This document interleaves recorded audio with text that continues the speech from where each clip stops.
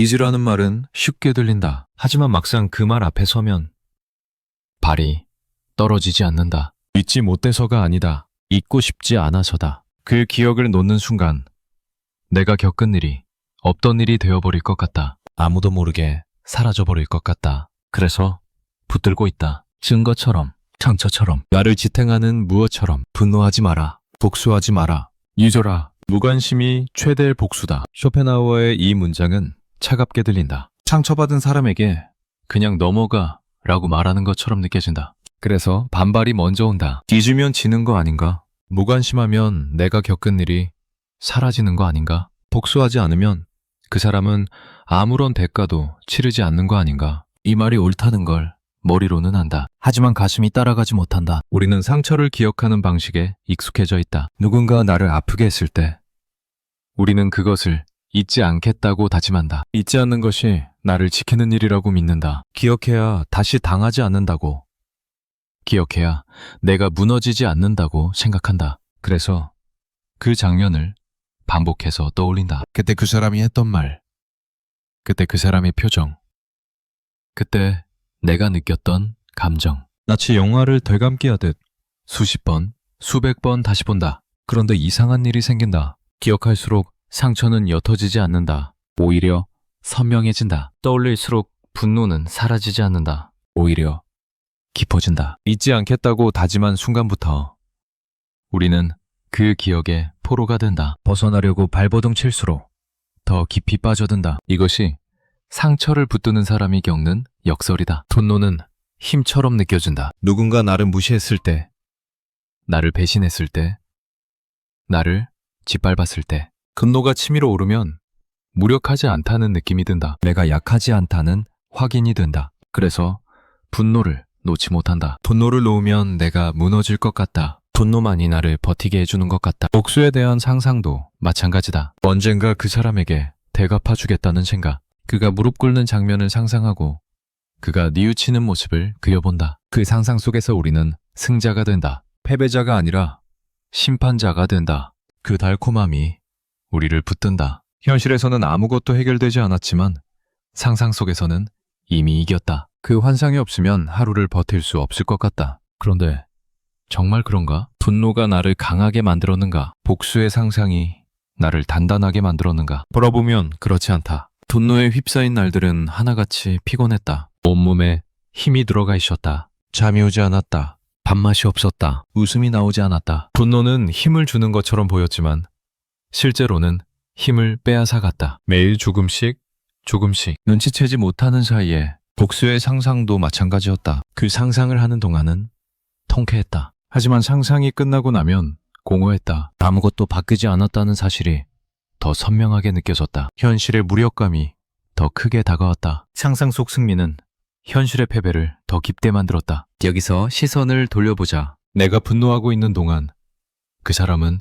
무엇을 하고 있었을까? 대부분의 경우 답은 간단하다. 아무것도. 그는 아무렇지 않게 살고 있었다. 나를 아프게 한 그 순간을 기억하지 못할 수도 있다. 기억한다 해도 대수롭지 않게 여길 수도 있다. 내가 뜬 눈으로 밤을 새우는 동안 그는 편히 잠들었다. 내가 밥맛을 잃은 동안 그는 맛있게 식사를 했다. 내가 복수를 꿈꾸며 이를 갈았던 그 모든 시간 동안 그는 나를 생각조차 하지 않았을지 모른다. 이것이 분노의 가장 잔인한 진실이다. 분노는 상대에게 닿지 않는다. 내가 아무리 미워해도 그 미움은 상대에게 전해지지 않는다. 내 분노는 내 안에서만 불탄다. 내 복수의 다짐은 내 가슴 속에서만 맴돈다. 상대는 모른다. 알아도 신경 쓰지 않는다. 관심조차 없다. 우리는 분노를 통해 상대를 공격한다고 생각한다. 하지만 실제로 공격당하는 것은 우리 자신이다. 분노의 불길은 상대를 향해 뻗어나가는 것처럼 보이지만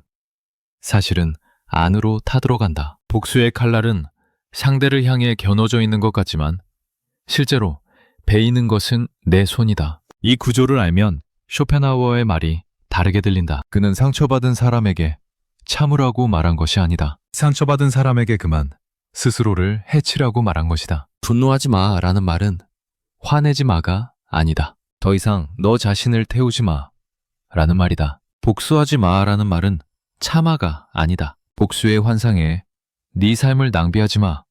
라는 말이다. 그런데 여기서 질문이 생긴다. 그렇다면 왜 우리는 이 사실을 알면서도 분노를 놓지 못하는가? 분노가 나를 해친다는 것을 알면서도 왜 계속 붙들고 있는가? 쉬운 답은 감정은 이성배로 움직이지 않는다는 것이다. 머리로 아는 것과 가슴으로 받아들이는 것은 다르다. 하지만 이 답은 충분하지 않다. 감정이 이성을 따르지 않는다고 해서 우리가 감정에 완전히 무력한 것은 아니다. 우리는 많은 감정을 조절해왔다. 화가 나도 참아야 할 때 참았고, 슬퍼도 웃어야 할 때 웃었다. 그런데 유독 이 분노만은 놓지 못한다. 여기에 더 깊은 이유가 있다. 분노는 단순한 감정이 아니다. 분노는 정체성의 일부가 된다. 내가 상처받았다는 사실, 내가 피해자라는 사실이 나를 규정한다. 그 상처가 없으면 나는 누구인가? 그 분노가 없으면 나는 무엇으로 나를 설명하는가? 오랜 시간 상처와 분노를 안고 살아온 사람에게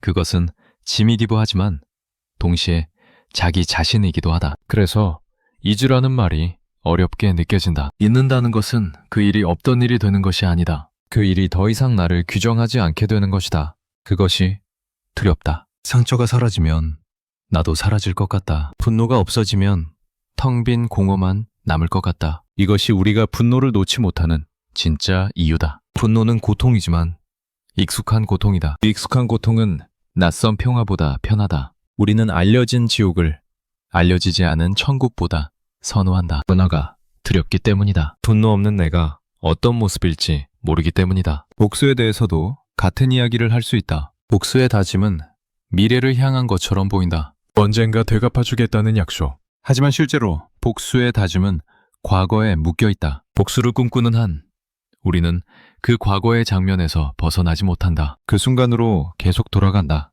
그때 내가 당한 일을 계속 반추한다. 복수를 실행하지 않는 한 복수의 다짐은 우리를 과거에 가둔다. 그리고 대부분의 복수는 실행되지 않는다. 현실적으로 불가능하거나 실행해도 원하는 결과를 얻지 못하거나 실행 자체가 더 큰 피해를 가져오기 때문이다. 결국 복수의 다짐만 남고 그 다짐은 과거의 감옥이 된다. 쇼펜하우어가 무관심이 최대의 복수라고 한 것은 이 맥락에서 이해해야 한다. 그는 복수를 포기하라고 말한 것이 아니다. 진짜 복수를 하라고 말한 것이다. 상대를 내 삶에서 완전히 지우는 것, 그것이 내가 그에게 줄 수 있는 가장 큰 벌이다. 생각해보자. 누군가를 가장 철저하게 무시하는 방법은 무엇인가? 미워하는 것이 아니다. 미움은 관심의 한 형태다. 미워한다는 것은 여전히 상대를 의식하고 있다는 증거다. 진짜 무시는 존재 자체를 인식하지 않는 것이다. 상대가 무엇을 하든 무엇을 말하든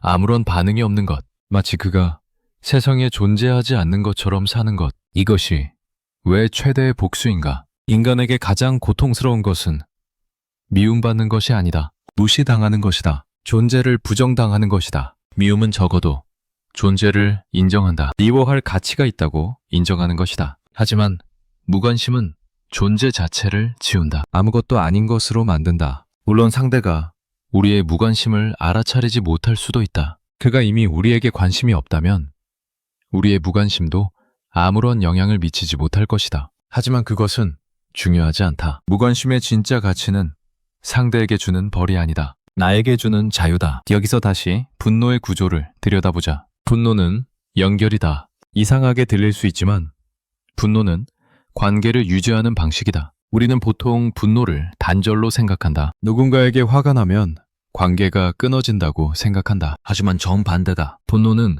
상대를 내 안에 계속 살게 한다. 미워하는 사람일수록 더 자주 떠올린다. 원망하는 사람일수록 더 오래 기억한다. 분노는 상대와 나를 묶는 끈이다. 눈에 보이지 않지만 강력한 끈이다. 생각해보자. 어떤 사람이 가장 자주 떠오르는가? 사랑하는 사람, 그리고 미워하는 사람. 무관심한 사람은 떠오르지 않는다. 떠올릴 이유가 없기 때문이다. 분노는 사랑과 같은 구조를 가지고 있다. 둘 다 상대를 내 안에 살게 한다. 둘 다 상대에게 매 에너지를 쏟게 한다. 다만 방향이 다를 뿐이다. 그래서 미움의 반대는 사랑이 아니다. 무관심이다. 사랑의 반대도 미움이 아니다. 무관심이다. 무관심만이 진짜 단절이다. 무관심만이 상대를 내 안에서 완전히 지우는 것이다. 분노에 사로잡힌 동안 우리는 그 사람과 함께 산다. 아침에 일어나면 그 사람 생각, 밥을 먹으면서 그 사람 생각, 일을 하다가도 그 사람 생각, 잠자리에 누워서도 그 사람 생각. 우리의 하루가 그에게 점령당한다. 우리의 에너지가 그에게 빼앗긴다. 우리가 그를 미워한다고 생각하지만 사실 우리는 그에게 우리 삶을 바치고 있다. 무관심은 이 연결을 끊는다. 더 이상 그 사람이 매 하루를 지배하지 않게 된다. 내 에너지를 가져가지 않게 된다. 나는 매 삶을 되찾는다. 이것이 쇼펜하우어가 말한 최대의 복수다. 상대에게 주는 벌이 아니라 나에게 주는 선물이다. 그런데 한 가지 문제가 있다. 무관심해지라는 말은 쉽지만 어떻게 무관심해질 수 있는가? 분노는 자동으로 일어난다. 누군가 나를 아프게 하면 분노가 치솟는다. 의지와 상관없이 선택과 무관하게 우리는 분노를 결정하지 않는다. 분노가 우리에게 일어난다. 이런 상황에서 무관심해져라 라는 말은 키가 커져라 라는 말처럼 들린다. 원한다고 되는 일이 아닌 것처럼 느껴진다. 여기서 한 가지 구분이 필요하다. 감정이 일어나는 것과 감정에 반응하는 것은 다르다. 분노가 치밀어 오르는 것은 막을 수 없다. 그것은 자동적인 반응이다. 상처받은 기억이 떠오르고 몸에 열이 오르고 가슴이 조이는 것. 이것은 우리의 선택이 아니다. 하지만 그 이후는 선택이다. 분노의 연료를 더 줄 것인가? 그냥 둘 것인가? 그 생각을 계속 따라갈 것인가? 내버려 둘 것인가? 분노는 불과 같다. 불이 붙는 것은 순간이다. 하지만 불이 계속 타려면 연료가 필요하다. 우리가 분노에 주는 연료는 생각이다. 그때 그 장면을 떠올리고 그 사람이 했던 말을 반복하고 내가 당한 일을 되새기는 것. 이것이 분노를 키우는 연료다. 연료를 주지 않으면 불은 사그라든다. 완전히 꺼지지 않을 수도 있지만 적어도 더 커지지는 않는다. 무관심은 불을 끄는 것이 아니다. 연료를 주지 않는 것이다. 분노가 떠오를 때 그것을 알아차리되 따라가지 않는 것이다. 그 생각에 빠져들지 않고 그냥 두는 것이다. 쉽지 않다. 하지만 불가능하지도 않다. 잊으라는 말도 같은 맥락에서 이해할 수 있다. 잊으라는 것은 기억을 지우라는 말이 아니다. 그것은 불가능하다. 우리는 기억을 삭제할 수 없다. 경험한 것은 어딘가에 남는다. 쇼펜하우어도 이것을 몰랐을 리 없다. 잊으라는 것은 기억이 나를 지배하지 않게 하라는 말이다. 기억은 떠오를 수 있다. 문득 그 장면이 떠오르고 그때의 감정이 스칠 수 있다. 하지만 거기서 멈추는 것이다. 그 기억을 붙잡고 반추하지 않는 것이다. 그 기억에서 새로운 분노를 끌어내지 않는 것이다. 기억이 떠오르면 떠오르는 대로 둔다. 사라지면 사라지는 대로 둔다. 붙들지도 않고 밀어내지도 않는다. 그냥 흘러가게 둔다. 이것이 잊음의 진짜 의미다. 기억의 부재가 아니라 기억과의 관계 변화다. 처음에는 어렵다. 기억이 떠오르면 자동으로 따라가게 된다. 그 장면을 다시 보고 그 감정을 다시 느끼게 된다. 하지만 알아차릴 때마다 멈춘다. 아, 또 저 기억이 떠올랐구나. 그리고 그냥 둔다. 이것을 반복하면 조금씩 달라진다. 기억이 떠오르는 빈도가 줄어든다.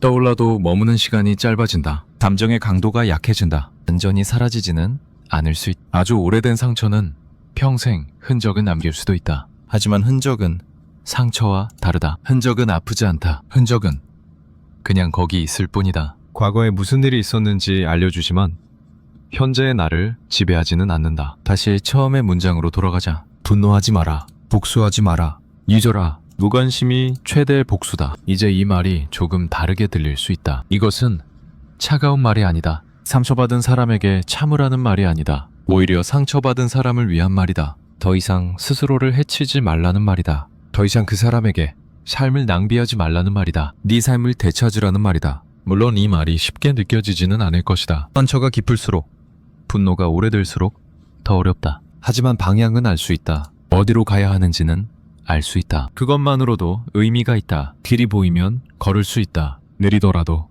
쉬어가더라도. 그런데 여기서 한 가지 질문이 남는다. 우리가 분노를 놓지 못하는 이유가 단순히 습관 때문만은 아니다. 분노가 정체성의 일부가 되었기 때문이라고 했다. 그렇다면 분노를 놓을 때 무엇이 남는가? 상처를 내려놓을 때 나는 누구인가? 그때 그 사람을 떠올릴 때마다 치밀어 오르는 감정은 정말 그 사람을 향한 것인가? 아니면 그 일을 끝내지 못한 나 자신을 향한 것인가? 이 질문 앞에서 잠시 멈춰보자. 분노의 표면 아래에 무엇이 있는지, 복수의 다짐 뒤에 무엇이 숨어 있는지, 어쩌면 그것은 상대를 향한 감정이 아닐 수 있다. 그 상황에서 아무것도 하지 못한 나 자신에 대한 감정일 수 있다. 당하고도 가만히 있었던 나에 대한 분노일 수 있다. 끝내지 못하고 질질 끌어온 나에 대한 원망일 수 있다. 만약 그렇다면 상대를 용서하는 것보다 더 어려운 일이 남아있다. 나 자신을 용서하는 일이다. 그때 그렇게밖에 할 수 없었던 나를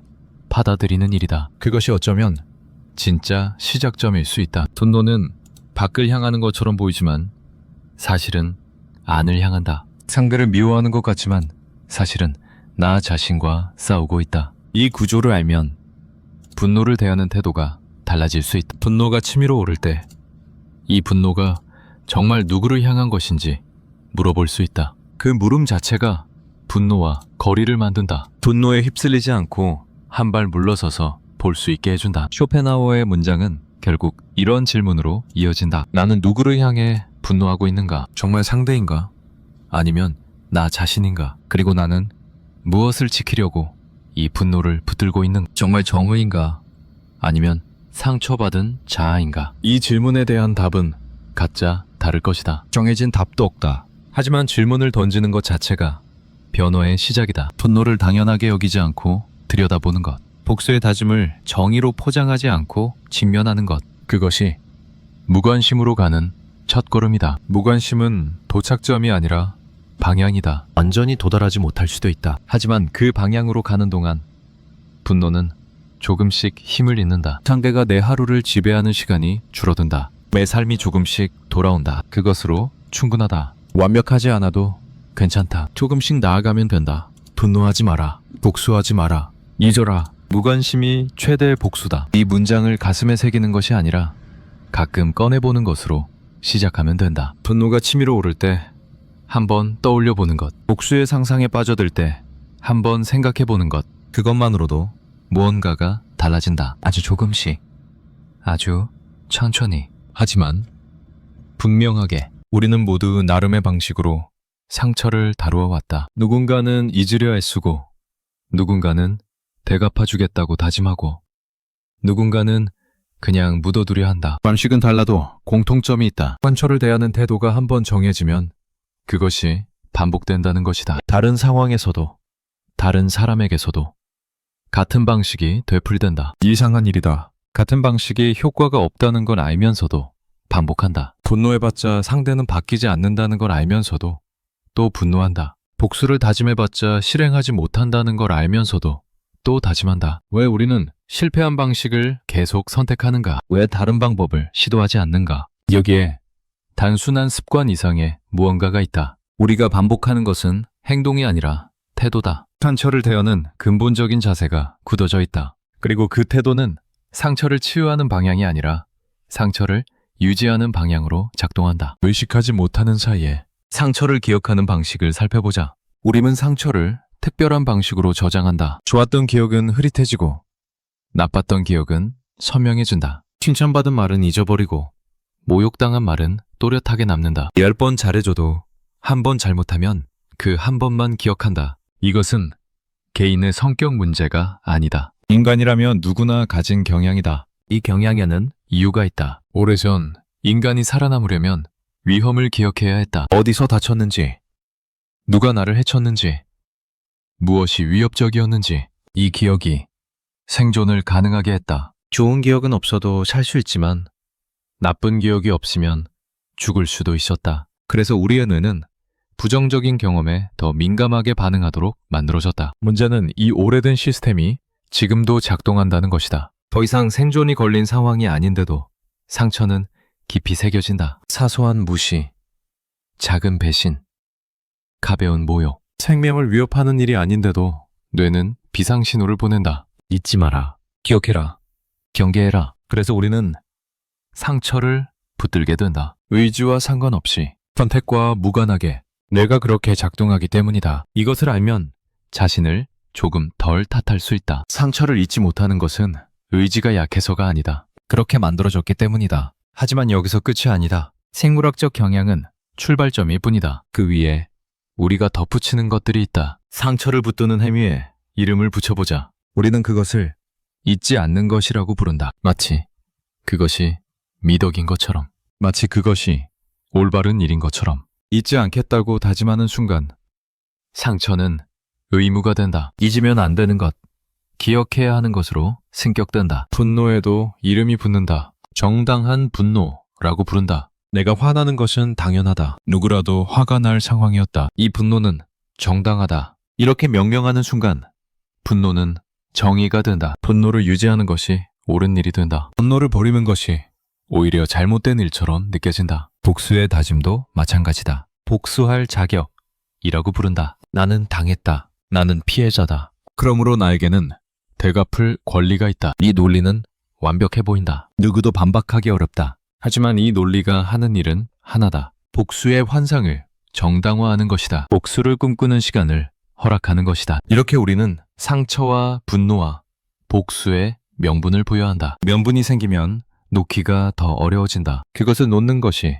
나쁜 일처럼 느껴지기 때문이다. 잊으면 비겁한 것 같다. 분노를 버리면 패배하는 것 같다. 복수를 포기하면 정의를 저버리는 것 같다. 하지만 이 명분들이 실제로 하는 일을 보자. 잊지 않겠다는 다짐은 상처를 계속 새롭게 만든다. 정당한 분노는 분노를 영구적으로 만든다. 복수의 자격은 복수의 환상에 끝없이 시간을 쏟게 만든다. 명분은 좋아 보이지만 결과는 같다. 상대가 내 안에 계속 살게 되는 것이다. 여기서 시선을 돌려 구조를 보자. 분노라는 감정이 실제로 어떻게 작동하는지. 분노는 에너지를 동원하는 감정이다. 위협에 맞서기 위해 몸과 마음을 준비시킨다. 심장이 빨리 뛰고 근육에 힘이 들어가고 감각이 예민해진다. 나올 준비를 하는 것이다. 이것은 즉각적인 위협 앞에서는 유용하다. 하지만 위협이 눈앞에 없을 때는 어떻게 되는가? 과거의 상처를 떠올릴 때도 분노는 같은 반응을 일으킨다. 뇌는 과거와 현재를 잘 구분하지 못한다. 상처받은 장면을 떠올리면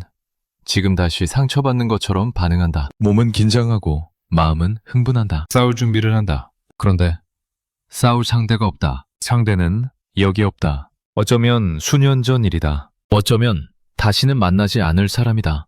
그래서 분노의 에너지는 갈 곳을 잃는다. 밖으로 표출되지 못하고 안에서 맴돈다. 몸은 계속 긴장 상태를 유지한다. 마음은 계속 흥분 상태에 머문다. 에너지는 쓰이지 못하고 축적된다. 이것이 만성적인 분노의 구조다. 타오르지만 태울 것이 없는 불이다. 결국 자기 자신을 태운다. 분노를 표현하면 해소될 것 같다. 소리를 지르거나 무언가를 때리거나 분노를 밖으로 내보내면 시원해질 것 같다. 실제로 순간적으로는 그렇다. 하지만 연구들은 다른 이야기를 한다. 분노를 표현해도 분노는 줄어들지 않는다. 오히려 분노의 회로가 강화된다. 분노를 표현하는 것이 익숙해지면 더 자주, 더 쉽게 분노하게 된다. 분노를 억누르면 어떨까? 이것도 해결책이 아니다. 억누른 분노는 사라지지 않는다. 다른 형태로 나타난다. 우울, 불안, 신체 증상. 억누른다고 없어지지 않는다. 숨겨질 뿐이다. 그렇다면 분노를 어떻게 해야 하는가? 표현해도 안 되고 억누르면 안 된다면 이 질문은 잠시 남겨두자. 먼저 분노가 하는 다른 일을 더 살펴봐야 한다. 분노는 끊어내는 힘처럼 보인다. 누군가에게 화가 나면 그 사람과 거리를 두게 된다. 만나고 싶지 않고 이야기하고 싶지 않다. 관계가 끝나는 것처럼 느껴진다. 그래서 분노가 단절의 감정이라고 생각한다. 하지만 실제로는 정반대다. 분노는 연결을 유지하는 감정이다. 생각해보자. 무관심한 사람은 떠오르지 않는다. 그 사람에 대해 생각할 이유가 없다. 하지만 미워하는 사람은 자꾸 떠오른다. 분노할 때마다 그 사람을 불러온다. 머릿속에서 그와 대화하고 그에게 따지고 그에게 복수한다. 생각의 세계에서 그와 계속 만난다. 이것이 분노의 역설이다. 분노는 관계를 끊는 것처럼 보이지만 실제로는 관계를 유지한다. 미움은 사랑의 반대가 아니다. 관심의 한 형태다. 미워하는 만큼 신경 쓴다. 미워하는 만큼 에너지를 쏟는다. 미워하는 만큼 그 사람에게 묶여있다. 사랑과 미움은 구조가 같다. 둘 다 상대를 내 안에 살게 한다. 둘 다 상대에게 내 시간과 에너지를 바친다. 방향만 다를 뿐이다. 사랑은 가까워지려 하고 미움은 멀어지려 한다. 하지만 둘 다 연결되어 있다. 그래서 미움의 반대는 사랑이 아니다. 무관심이다. 사랑의 반대도 미움이 아니다. 무관심이다. 무관심만이 진짜 단절이다. 무관심할 때 비로소 그 사람은 내 안에서 사라진다. 더 이상 떠오르지 않는다. 더 이상 신경 쓰이지 않는다. 그제야 연결이 끊어진다. 쇼펜하우어가 무관심이 최대의 복수라고 한 것은 이 구조를 꿰뚫어 본 말이다. 복수하겠다고 분노하는 동안 우리는 상대와 묶여 있다. 복수를 꿈꾸는 동안 상대는 내 안에 살고 있다. 진짜 복수는 그를 내 안에서 쫓아내는 것이다. 존재하지 않는 것으로 만드는 것이다. 그것이 무관심이다. 이 구조를 일상에서 확인할 수 있다. 누군가와 심하게 다투고 연락을 끊었다고 해보자. 물리적으로는 분리되었다. 만나지 않고 통화하지 않는다. 하지만 마음속에서는 어떤가? 그 사람이 한 말이 계속 떠오른다. 그때 내가 했어야 할 말이 뒤늦게 생각난다. 왜 그랬을까? 어떻게 그럴 수 있었을까?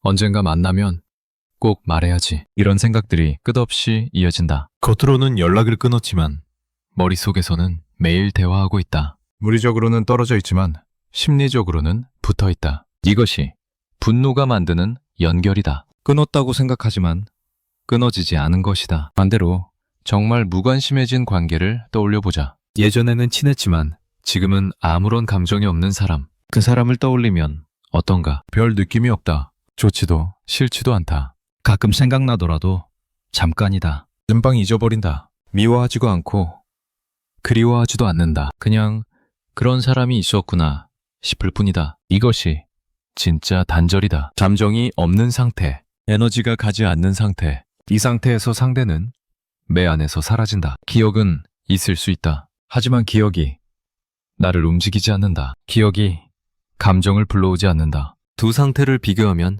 명확해진다. 분노하는 관계는 끊어진 것처럼 보이지만 연결되어 있다. 무관심한 관계는 연결된 적 있지만 지금은 끊어져 있다. 분노는 가짜 단절이다. 무관심이 진짜 단절이다. 그렇다면 질문이 생긴다. 우리는 왜 가짜 단절을 선택하는가? 왜 진짜 반절로 가지 못하는가? 무관심이 더 강력한 복수라는 것을 머리로는 안다. 분노가 나만 태운다는 것도 안다. 그런데도 분노를 놓지 못한다. 무관심으로 가지 못한다. 왜 그런가? 여기에 깊은 이유가 있다. 분노는 힘의 감각을 준다. 상처받았을 때 우리는 무력감을 느낀다. 누군가가 나를 아프게 했고 나는 막지 못했다. 이 무력감은 견디기 어렵다. 분노는 이 무력감을 덮어준다. 화가 나면 무력하지 않은 것 같다. 강한 것 같다. 분노 속에서 우리는 피해자가 아니라 심판자가 된다. 복수의 환상도 같은 역할을 한다. 복수를 상상하면 권력의 위치에 서게 된다. 상대가 무릎 꿇고 빌고 후회하는 장면. 그 상상 속에서 나는 강자다. 상대는 약자다. 현실에서 당한 것을 상상해서 되갚는다. 이 환상이 주는 쾌감은 강력하다. 아무것도 바꾸지 못하지만 잠시나마 기분이 좋아진다. 분노를 놓는다는 것은 이 힘의 감각을 포기하는 것이다. 다시 무력감과 마주해야 한다는 것이다. 그것이 두렵다. 분노가 없으면 그냥 상처받은 사람만 남을 것 같다. 약한 사람만 남을 것 같다. 반면 무관심은 진짜 힘이다. 상대가 나를 움직이지 못하는 상태. 그가 무엇을 하든 내가 흔들리지 않는 상태. 이것이 진짜 강함이다. 분노로 얻는 가짜 강함이 아니라 평정으로 얻는 진짜 강함이다. 분노를 놓지 못하는 또 다른 이유가 있다. 정체성의 문제다. 오래된 상처는 자아의 일부가 된다. 나는 그런 일을 당한 사람이다. 나는 그런 상처를 가진 사람이다. 이 정체성이 굳어지면 상처가 나를 규정한다. 상처를 놓으면 내가 누구인지 모호해진다. 상처 없는 나는 어떤 사람인가? 그 질문이 두렵다. 분노도 마찬가지다. 오랫동안 분노해온 사람에게 분노는 성격의 일부가 된다. 나는 화가 난 사람이다. 나는 복수를 꿈꾸는 사람이다. 이 정체성이 익숙해지면 분노를 놓기 어렵다. 분노가 없는 내가 낯설다. 분노가 없는 내가 비어 보인다. 그래서 상처와 분노를 유지하는 것이다. 그것이 고통스럽다는 것을 알면서도, 그것이 나를 해친다는 것을 알면서도 익숙한 고통이 낯선 평화보다 편하다. 알려진 지옥이 알려지지 않은 천국보다 안전하게 느껴진다. 이것은 개인의 문제만이 아니다. 인간이 일반적으로 가진 경향이다. 우리는 변화를 두려워한다. 현재가 아무리 나빠도 거기에 적응한다. 거기서 일종의 안정을 찾는다. 변화는 불확실성을 동반하고 불확실성은 불안을 유발한다. 그래서 나쁜 현재를 알 수 없는 미래보다 선호한다. 분노를 놓는 것은 변화를 의미한다. 익숙한 것을 버리고 낯선 것으로 가는 것이다. 이 변화에 대한 두려움이 분노를 붙들게 만든다. 여기서 시선을 다시 돌려보자. 복수라는 것의 실제 구조를. 복수는 균형을 회복하려는 시도다. 누군가 나에게 빚을 졌다. 그가 나를 아프게 했으니 나도 그를 아프게 해야 한다. 그래야 균형이 맞는다. 이것이 복수의 논리다. 이 논리는 오래되었다. 인류의 역사와 함께 해왔다. 눈에는 눈, 이에는 이, 동해보복, 정의의 원초적인 형태다. 누군가 해를 끼치면 그만큼 되갚는다. 그래야 공정하다. 하지만 이 논리에는 문제가 있다. 균형은 결코 회복되지 않는다. 내가 당한 만큼 되갚았다고 생각해보자. 그러면 끝인가? 아니다. 상대 입장에서는 자기가 당한 것이다. 그도 되갚고 싶어진다. 그가 되갚으면 나도 또 되갚고 싶어진다. 끝이 없다. 복수는 복수를 낳고 그 복수는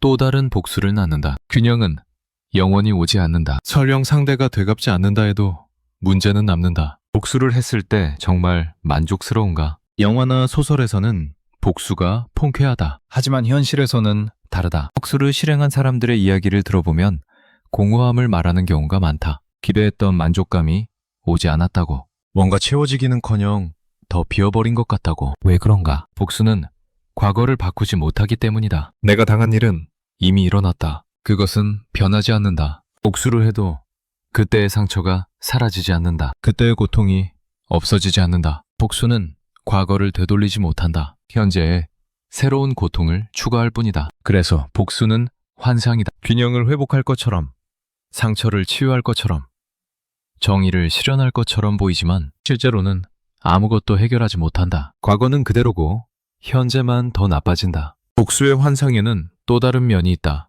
복수를 꿈꾸는 동안 우리가 치르는 대가다. 복수를 실행하지 않는 한 복수의 다짐은 상상으로 남는다. 상상 속에서 우리는 복수의 계획을 세운다. 상대를 어떻게 공경에 빠뜨릴지, 어떻게 망신을 줄지, 어떻게 무릎 꿇게 할지, 이 상상에 많은 시간이 소비된다. 복수를 상상할 때 몸은 실제로 복수하는 것처럼 반응한다. 분노가 치솟고 긴장이 되고 흥분한다. 이런 상태가 반복되면 몸에 부담이 쌓인다. 스트레스 호르몬이 분비되고 혈압이 올라가고 면역 기능이 떨어진다. 복수의 상상은 상상일 뿐이지만 몸은 진짜로 받아들인다. 마음도 마찬가지다. 복수를 상상하는 동안 다른 생각을 하기 어렵다. 창조적인 일, 생산적인 일, 즐거운 일에 마음을 쓰기 어렵다. 복수가 마음의 대역폭을 차지한다. 다른 것들이 밀려난다. 결국 복수를 꿈꾸는 시간은 순수한 손실이다. 상대에게는 아무 영향도 미치지 못하면서 나만 소진된다.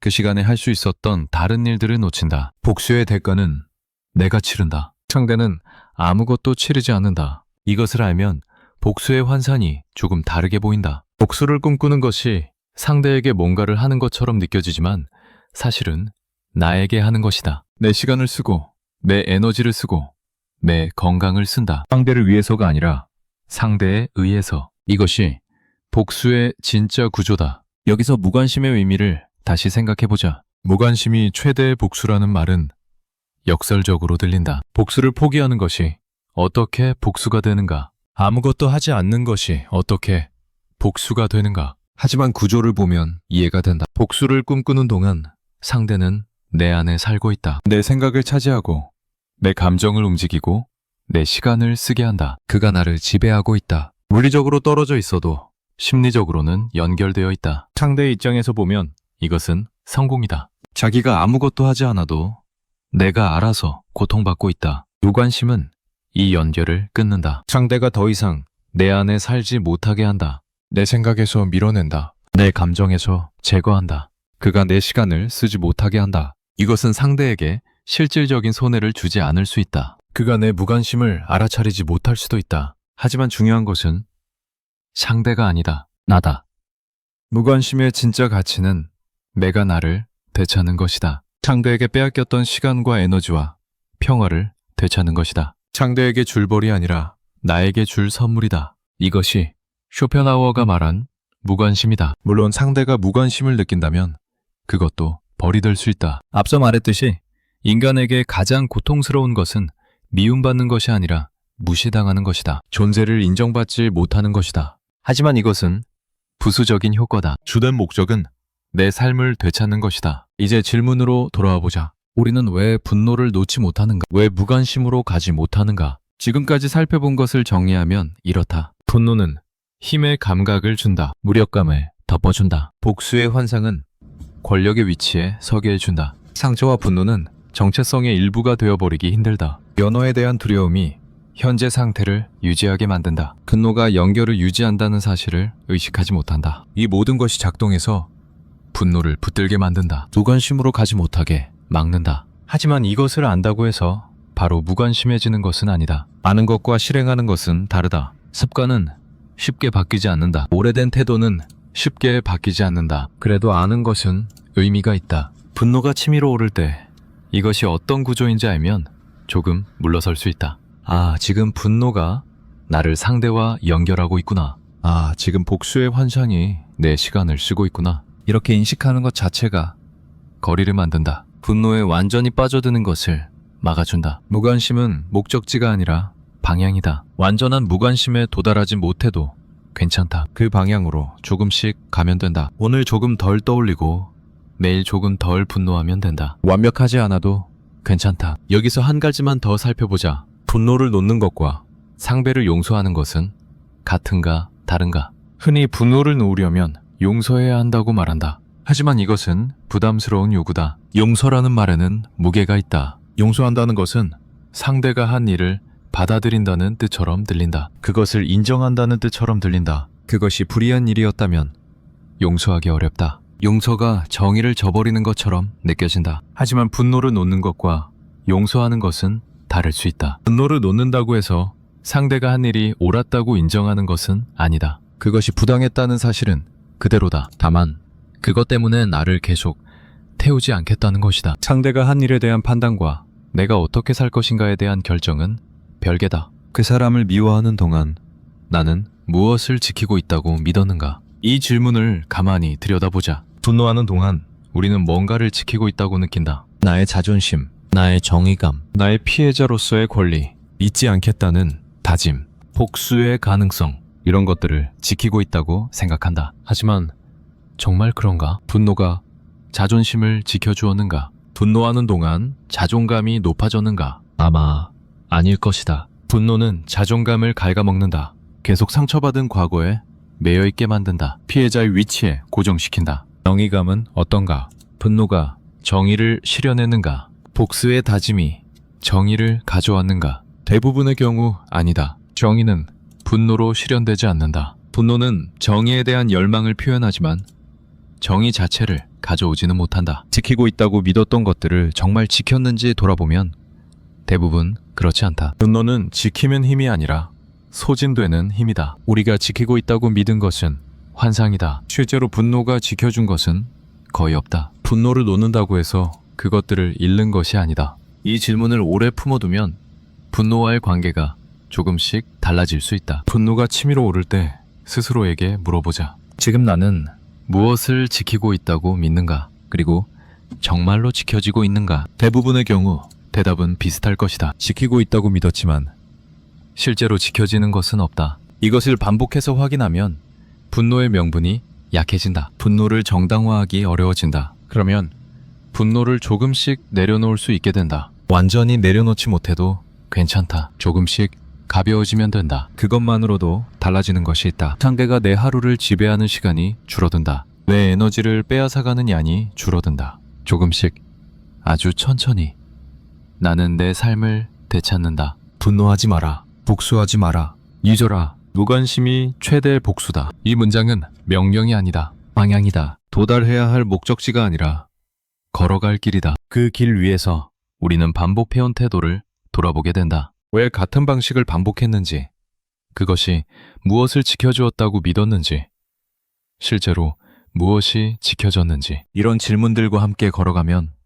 조금씩 가벼워진다. 무관심은 차가움이 아니다. 고요함이다. 더 이상 휘둘리지 않는 상태, 더 이상 끌려다니지 않는 상태. 그 고요함 안에서 비로소 내가 나를 만난다. 상대에게 묶여있던 끈이 풀리고 나만 남는다. 그것이 무관심의 풍경이다. 인간은 오래전부터 상처를 기억하는 존재였다. 이것은 게임의 성향이 아니다. 동슈 전체의 특성이다. 수십만 년 전 인간이 살아남으려면 위험을 기억해야 해. 어디서 맹수를 만났는지, 누가 나를 공격했는지, 어떤 열매가 독이 있었는지, 이 기억이 생존을 가능하게 했다. 좋은 기억은 없어도 살 수 있었지만 나쁜 기억이 없으면 죽었다. 그래서 인간의 뇌는 부정적인 경험에 더 민감하게 반응하도록 진화했다. 칭찬 10번보다 비난 1번이 더 오래 남는다. 행복했던 날보다 괴로웠던 날이 더 선명하다. 이것은 결함이 아니다. 생존을 위한 설계다. 우리 조상들은 이 설계 덕분에 살아남았고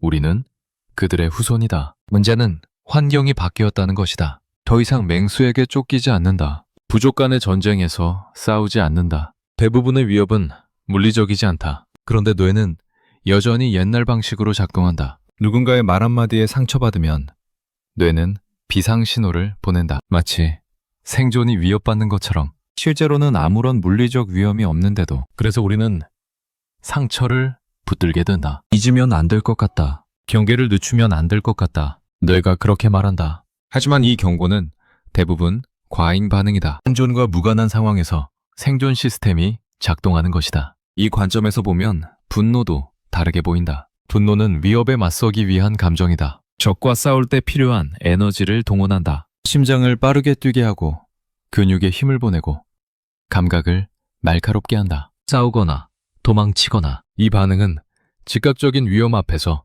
생명을 구한다. 하지만 과거의 상처를 떠올릴 때도 같은 반응이 일어난다. 뇌는 과거와 현재를 잘 구분하지 못한다. 상처받은 장면을 생각하면 지금 다시 상처받는 것처럼 반응한다. 분노가 치솟고 몸이 긴장한다. 싸울 준비를 한다. 그런데 싸울 상대가 없다. 그 사람은 여기 없다. 어쩌면 수년 전 일이다. 어쩌면 다시는 만나지 않을 사람이다. 분노의 에너지는 갈 곳을 잃는다. 밖으로 표출되지 못하고 안에서 맴돈다. 타오르지만 태울 것이 없는 불이다. 결국 자기 자신을 태운다. 이것이 오래된 분노의 구조다. 생존을 위해 만들어진 시스템이 생존과 무관한 곳에서 작동하며 오히려 해를 끼친다. 현대인의 많은 고통이 여기서 온다. 진화의 시간과 문명의 시간이 맞지 않는다. 뇌는 수십만 년 전에 설계되었는데 환경은 불과 수천 년, 수백 년 사이에 급변했다. 뇌가 적응할 시간이 없었다.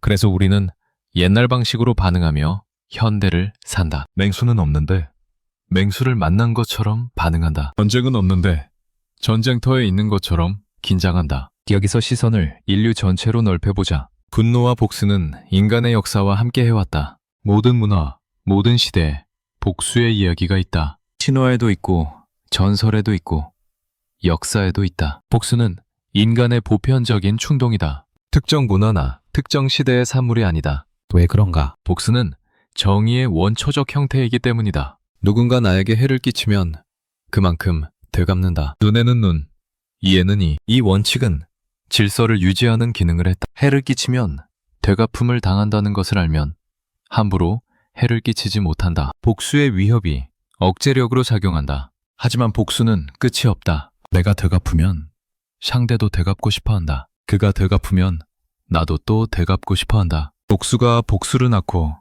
그 복수가 또 다른 복수를 낳는다. 가문과 가문 사이에 피해 복수, 부족과 부족 사이에 끝없는 전쟁, 국가와 국가 사이에 보복. 인류의 역사는 이 악순환으로 점철되어 있다. 그래서 문명은 복수를 제한하려 했다. 법이 생겼다. 개인이 직접 복수하는 대신 사회가 처벌을 담당한다. 감정적인 되갚음 대신 절차적인 정의를 추구한다. 이것은 진보였다. 끝없는 복수의 사슬을 끊으려는 시도였다. 하지만 마음속의 복수는 법으로 제한되지 않는다. 사회적 복수는 줄었어도 심리적 복수는 여전하다. 실제로 되갚지 못해도 마음속으로 되갚는다. 상상 속에서 복수한다. 이 심리적 복수가 우리를 소진시킨다. 쇼펜하우어가 살았던 시대를 생각해보자.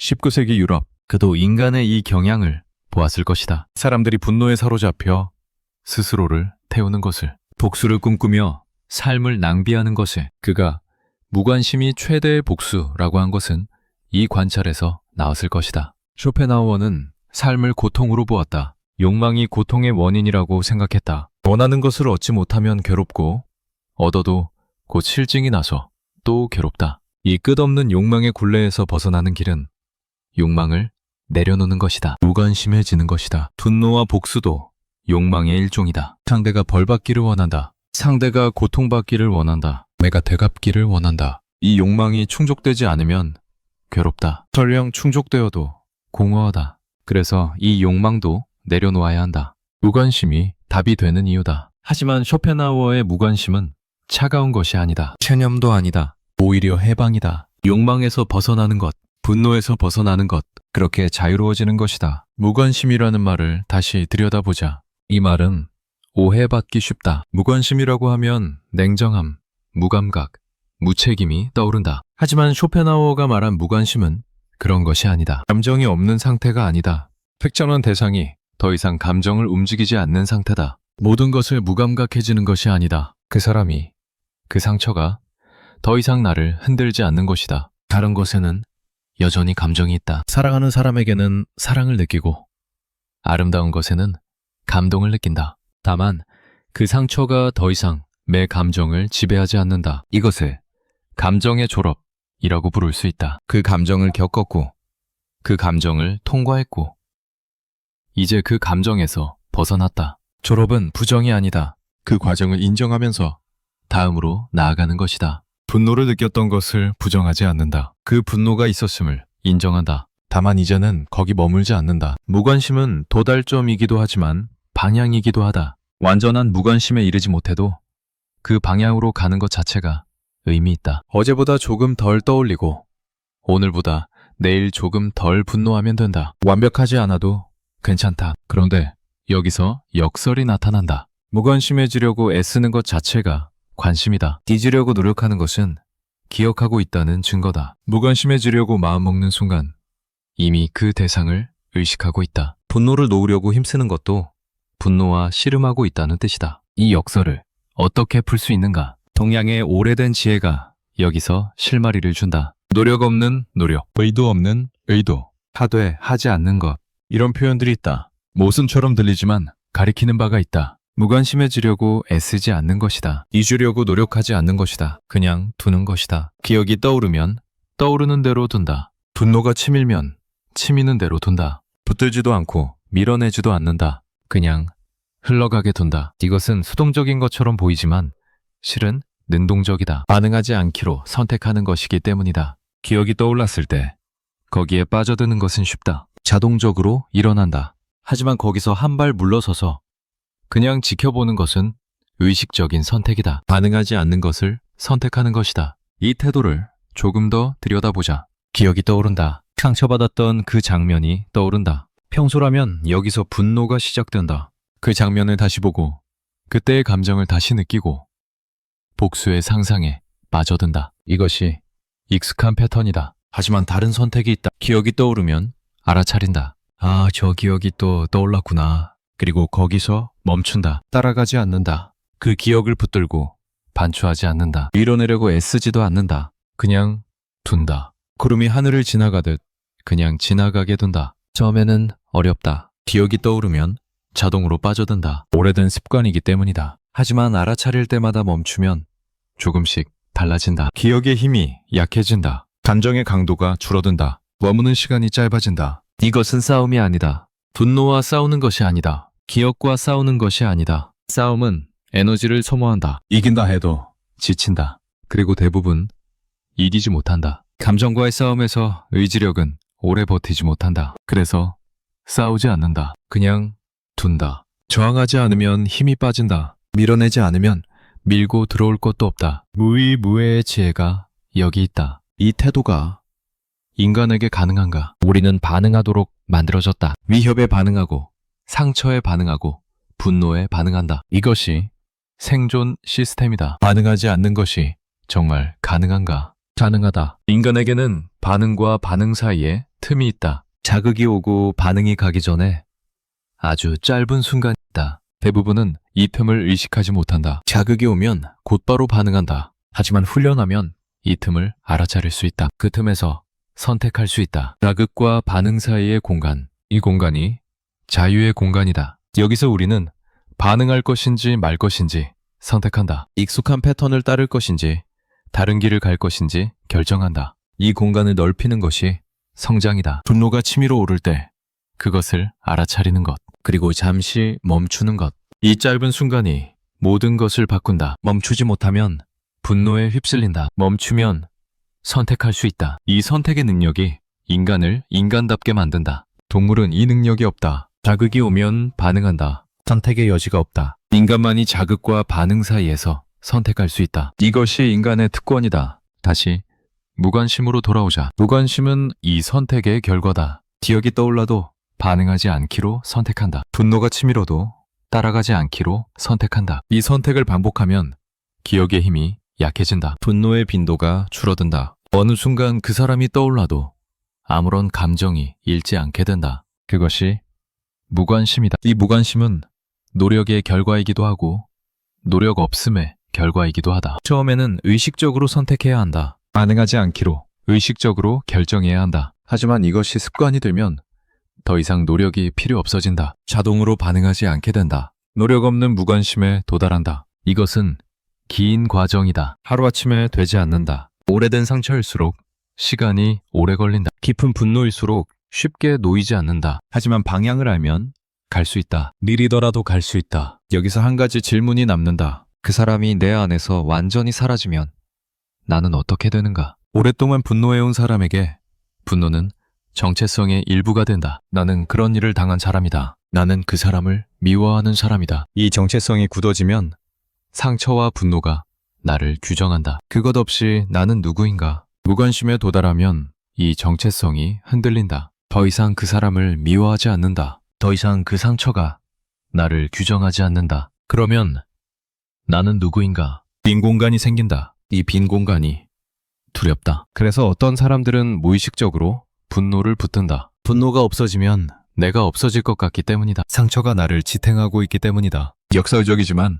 상처가 존재의 근거가 되어버린 것이다. 하지만 이것은 착각이다. 상처는 나의 일부이지 나의 전부가 아니다. 분노는 내가 느꼈던 감정이지 내가 아니다. 상처와 분노를 빼면 아무것도 남지 않는다고 생각하지만 그렇지 않다. 나는 상처 이전에도 존재했다. 그 사람을 만나기 전에도 나는 나였다. 그 일이 일어나기 전에도 나는 살아가고 있었다. 상처는 나에게 일어난 일이지 내가 된 것이 아니다. 상처가 사라져도 나는 남는다. 오히려 상처가 사라지면 더 많은 나가 드러난다. 분노에 가려져 있던 것들이 보인다. 상처에 묻혀있던 것들이 나타난다. 에너지가 분노에 쓰이지 않으면 다른 곳에 쓸 수 있다. 관심이 상처에 묶이지 않으면 다른 것에 줄 수 있다. 무관심은 빈 공간을 만드는 것이 아니다. 채워질 공간을 만드는 것이다. 상대가 차지했던 자리가 비면 거기에 다른 것이 들어올 수 있다. 분노가 쓰던 에너지가 풀리면 다른 곳에 쓸 수 있다. 무관심은 상실이 아니라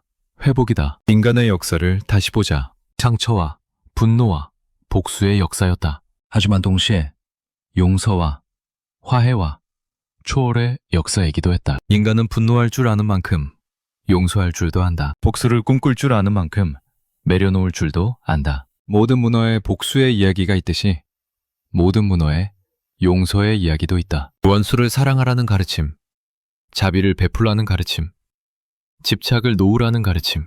인류는 오래전부터 분노를 넘어서는 길을 찾아왔다. 쇼펜하우어의 말도 그 긴 탐색의 일부다. 우리가 분노를 놓지 못하는 것은 인간이기 때문이다. 그렇게 만들어졌기 때문이다. 하지만 우리가 분노를 놓을 수 있는 것도 인간이기 때문이다. 선택할 수 있기 때문이다. 이 양면이 인간이다. 분노에 사로잡히는 존재이면서 동시에 분노를 넘어설 수 있는 존재다. 무관심에 대해 마지막으로 생각해보자. 무관심은 끝이 아니다. 무관심 너머에도 삶이 있다. 상대가 내 안에서 사라진 후에 무엇이 남는가? 텅 빈 공허가 아니다. 나 자신이 남는다. 상대에게 묶여있던 나, 분노에 사로잡혀 있던 내가 풀려난다. 그제야 온전한 내가 된다. 무관심은 종착역이 아니라 새로운 출발점이다. 분노에 쓰던 에너지가 풀린다. 상처에 묶여있던 관심이 풀린다. 이것들을 어디에 쓸 것인가? 그것은 각자의 몫이다. 하지만 적어도 선택할 수 있게 된다. 분노에 휩쓸릴 때는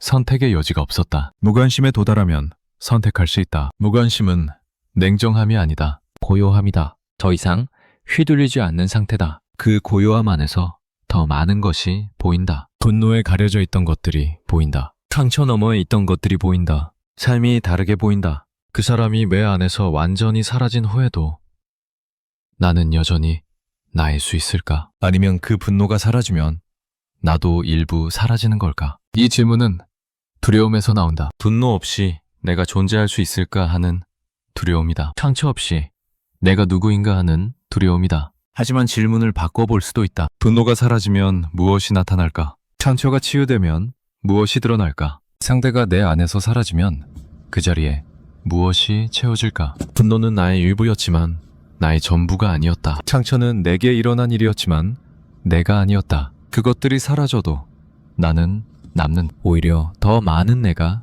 드러난다. 분노에 가려져 있던 나, 상처에 묻혀있던 내가 모습을 드러낸다. 두려워할 것이 아니다.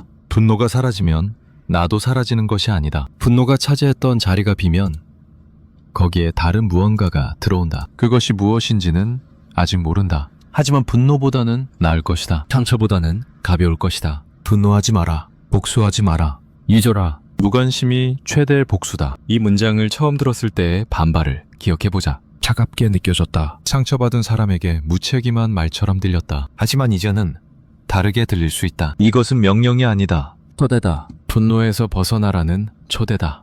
복수의 환상에서 깨어나라는 초대다. 상대에게 묶인 삶에서 자유로워지라는 초대다. 받아들일지 말지는 각자의 선택이다. 지금 당장 받아들이지 못해도 괜찮다. 상처가 너무 깊으면 시간이 필요하다. 분노가 너무 뜨거우면 식을 때까지 기다려야 한다. 하지만 언젠가 이 초대를 떠올릴 날이 올 수 있다. 그때 이 문장이 다르게 들릴 것이다. 무관심은 차가운 것이 아니다. 분노의 열기가 식은 후에 오는 고요함이다. 그 고요함 안에서 비로소 숨을 쉴 수 있다. 분노에 휩싸여 있을 때는 숨이 가빴다. 무관심에 도달하면 숨이 편해진다. 인간은 기억하는 존재다. 상처를 기억하고 분노를 기억한다. 이것은 바꿀 수 없다. 하지만 기억에 어떻게 반응할지는 선택할 수 있다. 기억에 끌려다닐 것인지, 기억을 지켜볼 것인지, 분노에 휩쓸릴 것인지, 분노를 관찰할 것인지, 이 선택이 우리를 자유롭게 한다. 상처는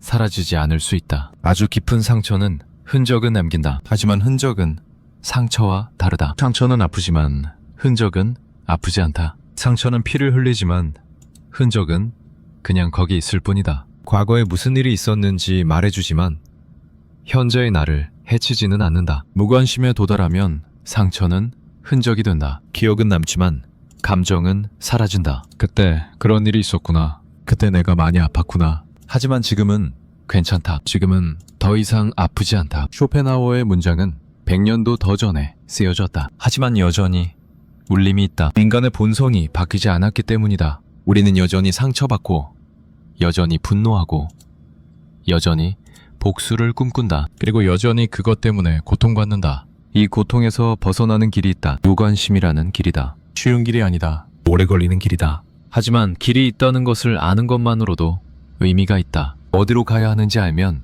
걸을 수 있다. 분노하지 마라. 복수하지 마라.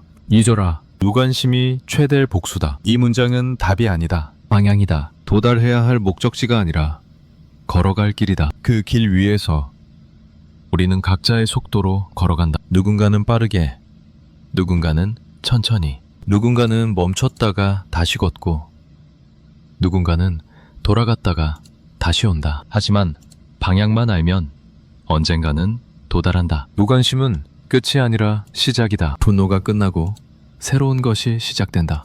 그것이 무엇인지는 거기 도달해봐야 한다. 하지만 분노보다는 나을 것이다. 상처보다는 가벼울 것이다. 그것만으로도 가볼 만한 길이다. 마지막으로 하나만 기억하자. 무관심해지려고 애쓰지 않아도 된다. 잊으려고 노력하지 않아도 된다. 그냥 두면 된다. 떠오르면 떠오르는 대로, 사라지면 사라지는 대로. 붙들지도 않고 밀어내지도 않고 그냥 흘러가게 두면 된다. 구름이 하늘을 지나가듯이, 물이 강을 흐르듯이 기억도, 생각도, 감정도 그렇게 흘러간다. 붙들려고 하면 멈추고, 밀어내려 하면 저항한다. 그냥 두면 흘러간다. 흘러가게 두는 것, 그것이 무관심의 시작이다. 거창한 결심도 필요 없고 대단한 노력도 필요 없다. 그냥 두면 된다. 그렇게 조금씩, 아주 천천히. 분노는 힘을 잃는다. 상처는 흔적이 된다. 상대는 내 안에서 사라진다. 그리고 남는 것은 나다. 분노에 가려져 있던 나, 상처에 묻혀있던 나, 그 매가 드러난다. 그 매가 숨을 쉰다. 그 내가 살아간다. 분노하지 마라. 복수하지 마라. 잊어라. 무관심이 최대의 복수다. 우리는 이 문장을 외우지 않아도 된다. 실천하지 않아도 된다. 그냥 알고 있으면 된다. 언제가 분노가 치밀어 오를 때, 복수를 꿈꾸고 있을 때, 문득 이 문장이 떠오를 것이다. 그때 조금 멈칫하게 될 것이다. 그 멈칫함이 시작이다. 그 사람을 미워하며 보낸 시간이 있었다. 복수를 꿈꾸며 지새운 밤이 있었다. 그 시간은 이미 지나갔다. 되돌릴 수 없다. 하지만 앞으로의 시간은 다를 수 있다. 조금씩 달라질 수 있다. 그것으로 충분하다. 우리는 완벽해지려는 것이 아니다. 조금 나아지려는 것이다. 어제보다 조금 덜 분노하고, 오늘보다 내일 조금 덜 상처받고, 그렇게 조금씩 가벼워지면 된다. 그것이 무관심으로 가는 길이다. 길은 멀다. 하지만 한 걸음씩 가면 된다. 서두르지 않아도 된다. 쉬어가도 된다. 멈춰도 된다. 다만 방향만 잊지 않으면 된다. 방향만 알면 언젠가는 도달한다. 분노가 떠오를 때마다 기억하자. 이것은 나를 태우는 불이다. 복수를 꿈꿀 때마다 기억하자. 이것은 나를 가두는 감옥이다. 그리고 조금씩, 아주 천천히 그 불을 끄고 그 감옥에서 나오면 된다. 무관심은 차가운 것이 아니었다. 분노라는 열병이 식은 후에 오는 평화였다. 그 평화 안에서 비로소 숨을 쉴 수 있었다. 분노하던 시간들은 이제 멀어졌다. 기억은 남았지만 힘은 잃었다. 그리고 남은 것은 고요뿐이었다.